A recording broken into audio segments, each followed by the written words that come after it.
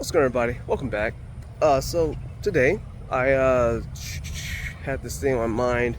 Kind of took place maybe last summer. I can't remember off the top of my head, but I had made a joke, and then apparently it like circulated amongst this particular community, the anime community. All right, and what happened was a buddy of mine who was in that, or at least I thought we were friends. I don't know if he was like trying to, if he doesn't like me much, but anyway.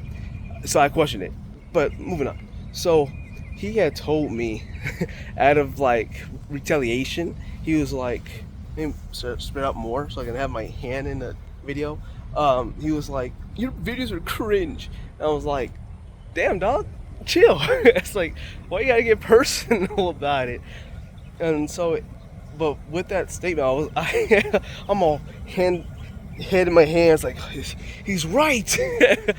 No, but so it got me thinking. Like, with my videos, I've been so like scared because, like, no, not really scared, but since I first started, I was always afraid of just being myself, and I was always afraid of being like cringe, and I I've recently like kind of thought more in depth with the word cringe, and I was like, what is cringe?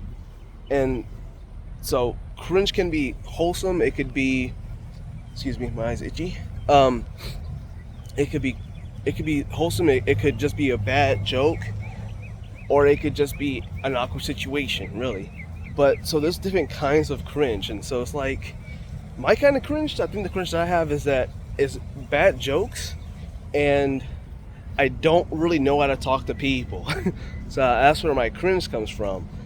And then on top of that, it comes from me being afraid of just being free, like just letting myself be awkward or just be cringe, dude.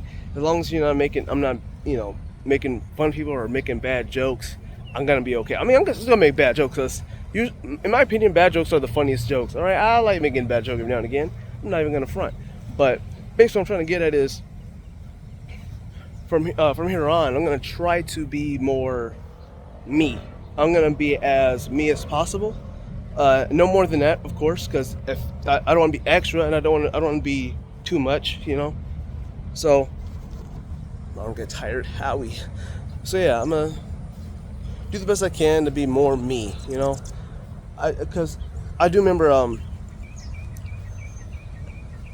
actually, yeah. So there was a time a couple of friends in my life have asked me different time eras, different ages, different periods. And I don't know. All right, you get it. Different time periods. One I was a teen, and that time I was in my early 20s. But essentially, they both asked me, "Hey, you got to be less you." I'm like, "What does that mean?" But and then I later realized that it's not really me having to be less me. It's more like I don't know how to talk to other people. You guys, if you know my channel, you know that I have a video called "Growing Up Homeschooled." I grew up in homeschool, so I didn't really go to public school. I haven't really met people my age. So, but or I have, but like not in school, not public school. So I'm trying to word this correctly. So basically, I would say something. I mean something totally different, but a lot of people's minds are dirty, so it was received in like the worst way possible. You got some smudge.